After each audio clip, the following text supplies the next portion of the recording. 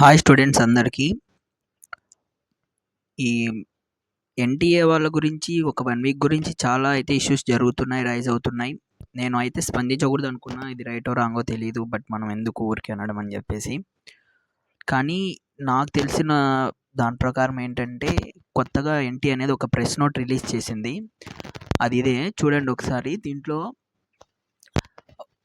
వాళ్ళు ఇంతకుముందు కూడా 2018లో ఒకసారి ఇలాగా సేమ్ ఇప్పుడైతే ఎట్లా ఇచ్చారో గ్రేస్ మార్క్స్, సో మేము అప్పుడు కూడా అలానే యాడ్ చేసాము. సో ఆ గైడ్లైన్స్ ప్రకారం, సో సుప్రీంకోర్టు ఇచ్చిన ఆ గైడ్లైన్స్ ప్రకారం, ఆ జడ్జిమెంట్ ప్రకారం మేము ఇప్పుడు యాడ్ చేసాము అని వాళ్ళు చెప్పుకుంటున్నారు.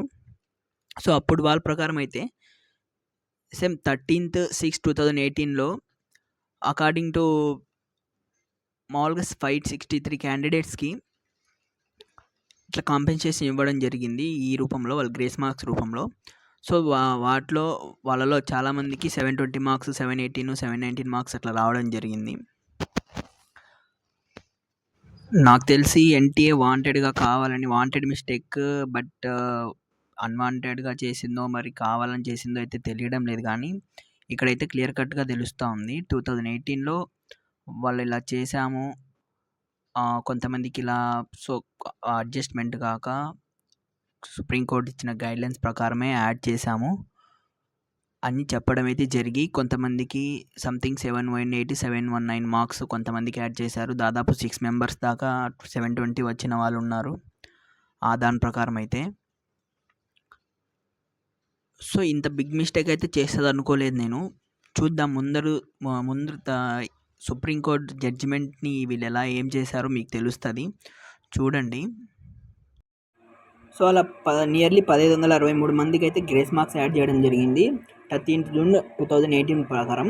సో దాంట్లో డైరీ నెంబర్ ఇక్కడ మా కార్నర్లో చూసుకొని 20152/2018 జడ్జిమెంట్ ప్రకారం ఈ నెంబర్ని తీసుకెళ్ళి మెయిన్ వెబ్సైట్, సుప్రీంకోర్టు మెయిన్ వెబ్సైట్లో సెర్చ్ చేస్తే ఇది వచ్చింది. సో ఇక్కడ డైరీ నెంబర్ చూడండి, మళ్ళీ 20152/2018. సో వీళ్ళ ప్రకారం ఏంటంటే సుప్రీంకోర్టు మెయిన్ వెబ్సైట్ జడ్జిమెంట్లో ఇది చూస్తే బాగా గమనిస్తే వీళ్ళు ఫైల్ చేసినటువంటి diary number, details, case number, date అన్నీ ఉన్నాయి మెయిన్ వెబ్సైట్లో ఉన్నటువంటిది ఇది. సో దీని ప్రకారం అయితే వాళ్ళు ఇచ్చింది ఏంటి, సో ఈ జడ్జిమెంట్ ప్రకారం అయితే వాళ్ళు ఇచ్చిన జడ్జిమెంట్ ఏంటంటే admission to educational institution other than medical and engineering అని ఉంది. వీళ్ళు ఆ medical and engineering, other than medical and engineering దీనికి యూజ్ చేసేసి దాని ప్రకారం మేము జడ్జిమెంట్ ఇచ్చామని చెప్పారు. సో అది జరిగిన విషయం అయితే. కానీ ఇప్పుడు ఇంకోటి తీసుకుంటే డాక్టర్ పార్థ్ గోయల్ అఫీషియల్ అనే అతను మామూలుగా యూట్యూబ్ వీడియోస్ చేస్తూ ఉంటాడు అనమాట. సో ఎన్టీఏ మామూలుగా స్టూడెంట్స్ కోసం ఏదైనా చేస్తూ ఉంటాడు వీడియోస్. సో అతను ఏం చేసిందంటే అతని వీడియోస్ని రిమూవ్ చేశారంట. దీనికి రిమూవ్ చేయమని చెప్పి ఎన్టీఏ వాళ్ళు వాళ్ళ కాలేజ్ వాళ్ళకి ఐడికి మెసేజ్లు పెట్టడం, ఈమెయిల్స్ చేయడము అలా చేశారు. ఏంటి చూడండి ఒకసారి.